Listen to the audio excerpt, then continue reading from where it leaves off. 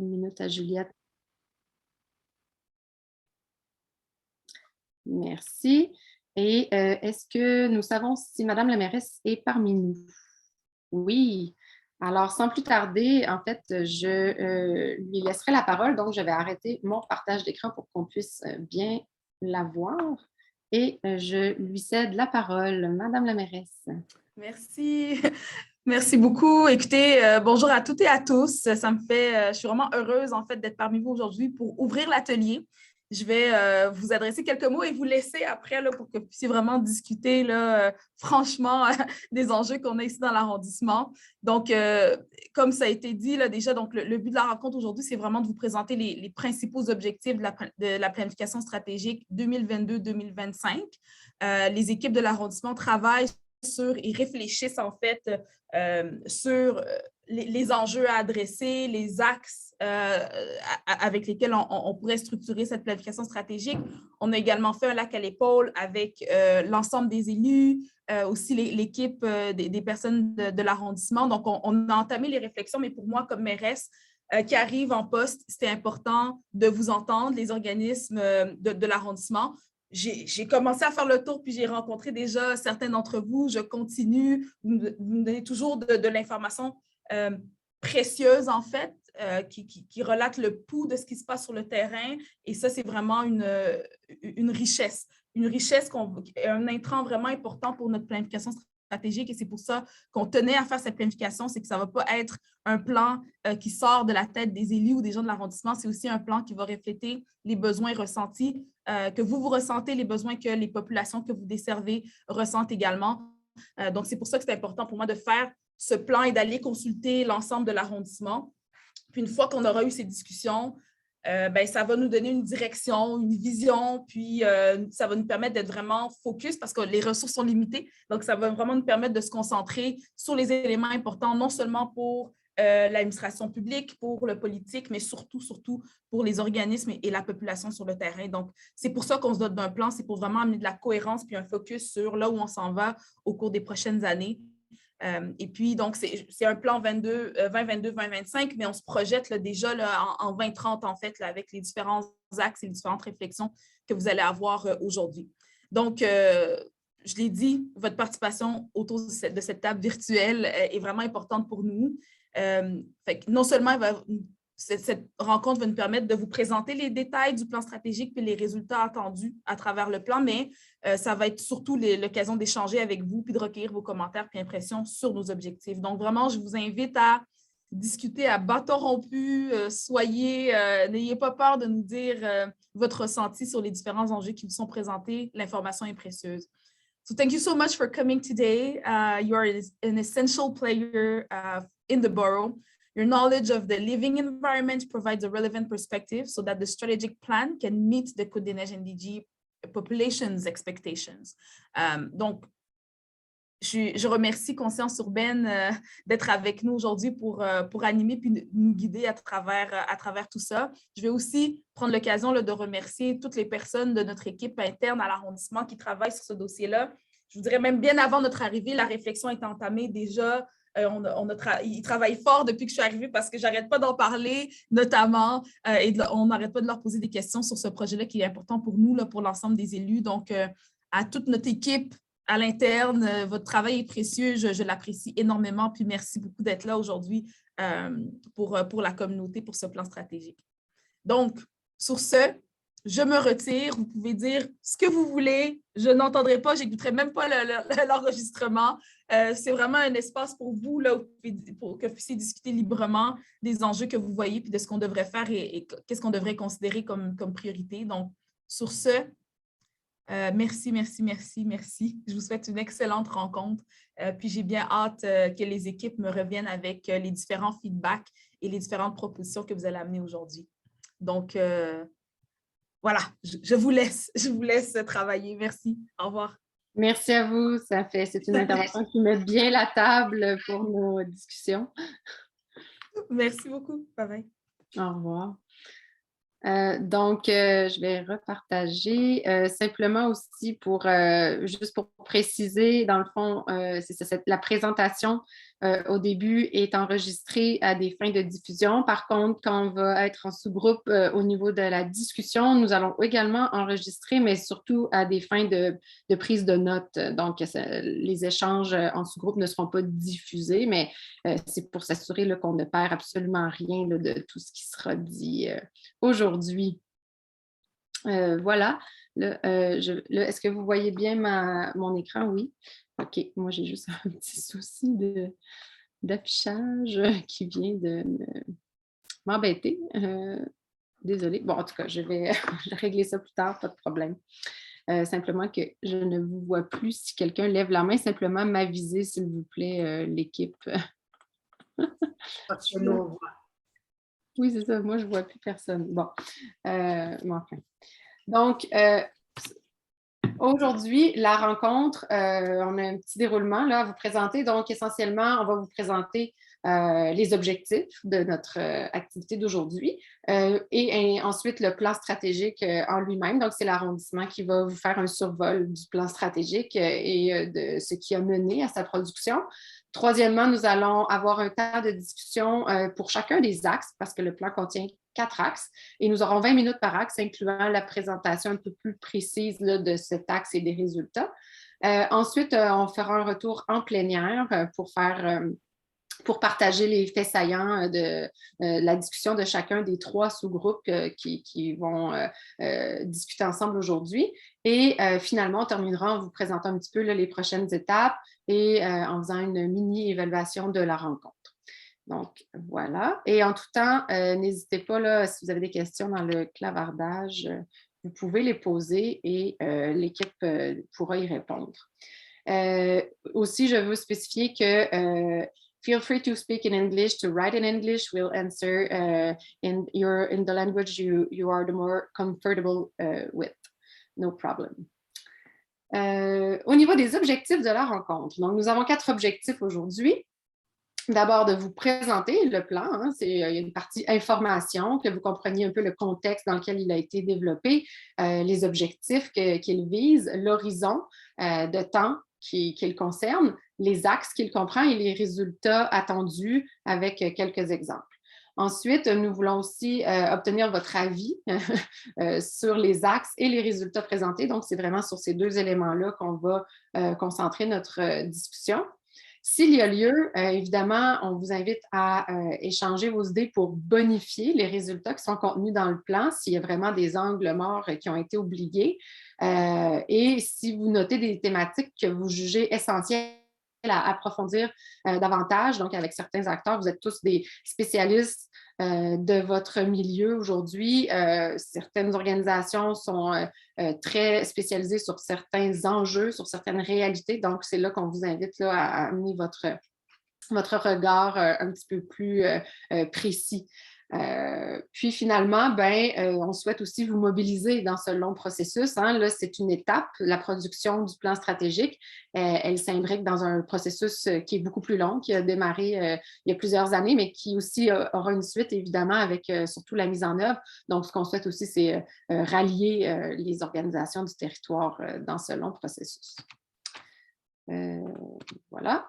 Donc, maintenant, je vais laisser la parole à Christine Bouchard qui va vous présenter les grandes lignes du plan. Christine, est-ce que tu préfères que je change les diapos ou tu veux le faire toi-même? Je te laisserai avancer dans les diapos pour moi si ça te convient. Je suis moins à l'aise avec Zoom. On utilise Meet, nous, à l'arrondissement, donc je te laisse me guider là, à travers cette présentation-là. Alors, bien, bonjour tout le monde. Je suis vraiment contente d'être avec vous cet après-midi puis de vous présenter là, avec mes collègues de l'arrondissement, bien sûr. C'est un travail collaboratif là, entre toutes les directions de l'arrondissement. On a fait une réflexion et donc, cette réflexion-là nous a mené à formuler des objectifs, comme le dit la mairesse, où nous, on les appelle aussi les résultats souhaités d'un plan stratégique. Donc, c'est sur les résultats aujourd'hui qu'on souhaite vous consulter. Alors, peut-être juste pour vous mettre en contexte, puis peut-être se rappeler là, certains grands plans là, qui ont qui ont inspiré cette démarche-là. Là. Entre 2016 puis je dirais même 2019, il y a eu 3 planifications communautaires, donc 2 pour nos tables de quartier à Côte-des-Neiges et à Notre-Dame-de-Grâce.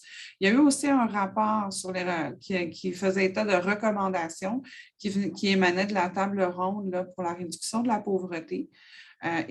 Au niveau ville de Montréal, il y a eu un plan qui s'appelle Montréal durable 2016-2020.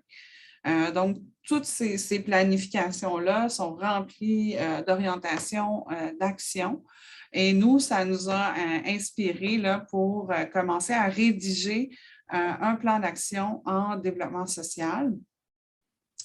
Un plan d'action en développement durable. Ces 2 démarches-là ont été faites en parallèle et le plan local en développement durable était pour 2019-2022 et le plan d'action en développement social 2020-2024. Donc, et le plan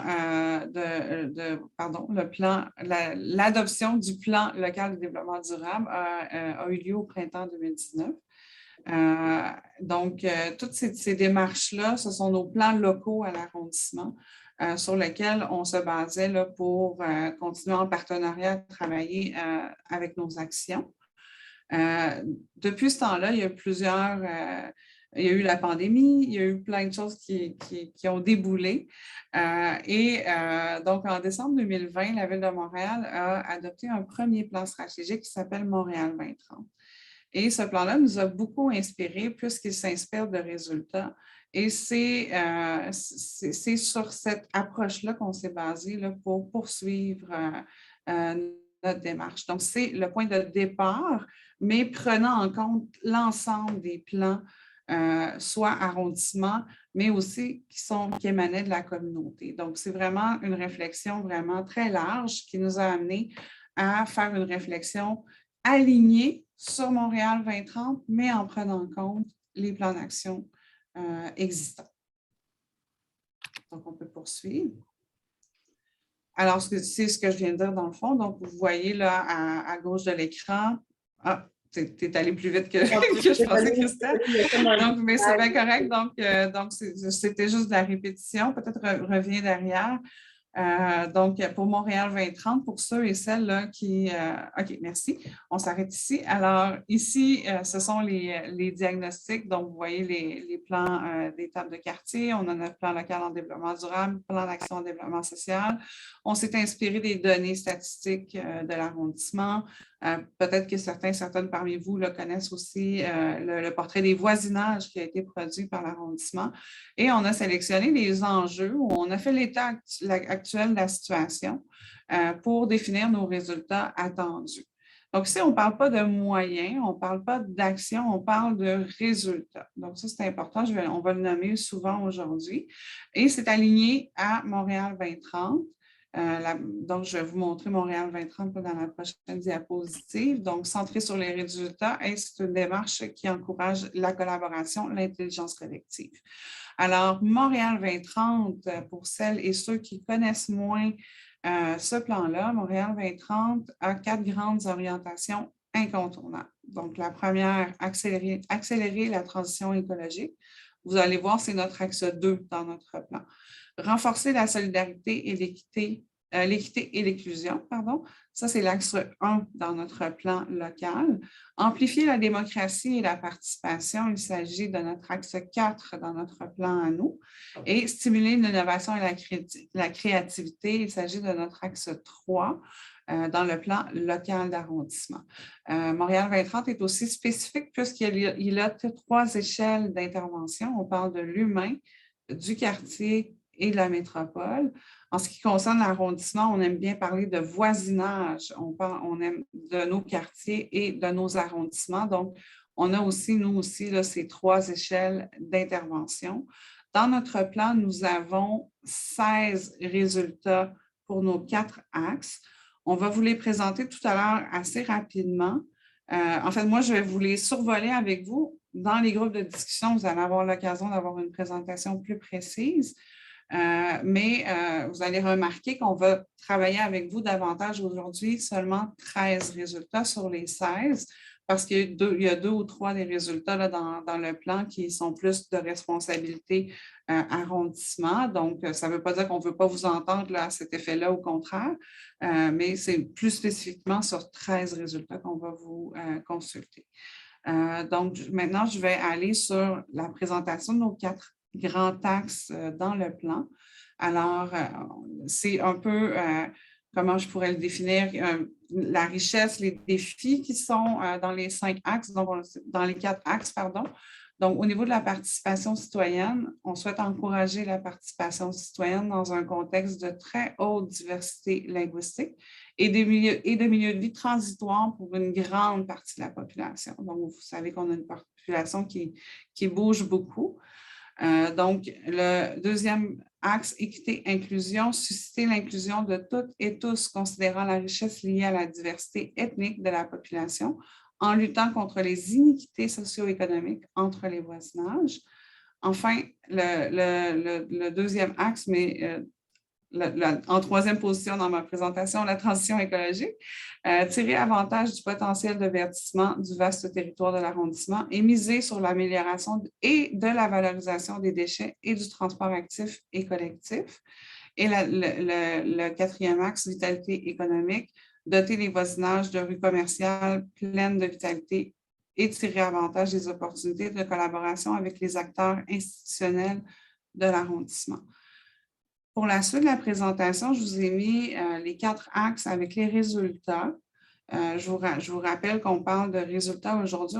On n'est pas dans les moyens, on n'est pas de comment on va y arriver, mais c'est une chaîne de résultats. Donc, on parlait de 2030 qui sera notre résultat ultime. On a des résultats pour 2028 et les résultats 22-25. C'est sur ces résultats-là qu'on va vous consulter aujourd'hui. Donc, le premier axe, milieu de vie plus équitable et plus inclusif. On peut aller rapidement, là, si tu veux, Christelle, pour les autres présentations, puisque ces résultats-là vont vous être présentés là, dans les groupes de discussion. Alors, milieu de vie sain et durable, vitalité économique. Et notre dernier axe, milieu de vie favorisant la participation citoyenne. Alors, grosso modo, c'est notre plan. Alors maintenant, je retourne la parole à Christelle pour le travail en atelier. Merci beaucoup, Christine. Donc, oui, c'est ça, c'est une présentation somme toute rapide parce qu'on veut garder beaucoup de temps de discussion et de travail en sous-groupe. Donc, au niveau des ateliers, on va simplement prendre 1 minute pour vous expliquer un petit peu comment ça va fonctionner. Déjà, bon, il y a un petit changement étant donné le nombre de participants qui se sont ajoutés. On va faire 3 sous-groupes plutôt que 2. Vous allez être dirigé automatiquement. Vous n'avez pas besoin de choisir votre salle de rencontre. Juliette est en train de finaliser la distribution dans les groupes. Ensuite, on aura dans le fond 20 minutes pour chaque axe, comme je l'expliquais un petit peu plus tôt. Dans ce 20 minutes-là, on va d'abord vous présenter un petit peu plus spécifiquement là, les 4 résultats associés à chacun des axes. Ensuite, on aura 2 questions de discussion aujourd'hui. Donc, la première question, c'est est-ce que ces résultats ciblent les bonnes priorités pour cet axe ou est-ce qu'il y a des angles morts qui seraient passés un petit peu sous le radar de l'arrondissement? Comme Christine l'a expliqué, quand même, les résultats et les axes découlent d'un bon travail d'analyse préalable de tous les documents, toutes les discussions et les réflexions qui ont eu lieu, mais ce n'est pas impossible quand même qu'il manque des petits éléments. Donc, on va venir valider. Donc, la question numéro 1, c'est vraiment plus une question de validation. Pour s'assurer que l'arrondissement est dans la bonne voie. Et finalement, la deuxième question, qui sera peut-être un petit peu plus ouverte, c'est quelles actions seraient, selon vous, les plus structurantes et réalisables dans un horizon de 3 ans pour atteindre les 4 résultats qui sont présentés là, pour chacun des axes. Donc là, on se projette un petit peu, puis c'est là aussi où votre expertise est fort utile et fort pertinente parce que sur le terrain, vous êtes à même de voir quelles actions concrètes là, pourraient contribuer à atteindre ces résultats-là. Puis là, on rappelle, c'est dans un horizon de 3 ans. C'est une première étape. Donc, il faut l'avoir bien en tête avant de proposer des idées. Et finalement, on va garder quelques minutes à la fin de chaque discussion sur chacun des axes pour faire la synthèse des points de consensus, des éléments qui ressortent plus fortement des échanges. Donc, ça, c'est le fonctionnement. Est-ce que avant qu'on... peut-être on prendra une minute là, en sous-groupe là, pour s'il y a des questions là, au niveau du fonctionnement et aussi sur les axes et les résultats parce qu'on aura aussi l'occasion d'en discuter. Donc, sur ce, je vous dis à tout de suite. Nous allons être dirigés automatiquement. Donc, je vais arrêter mon partage et nous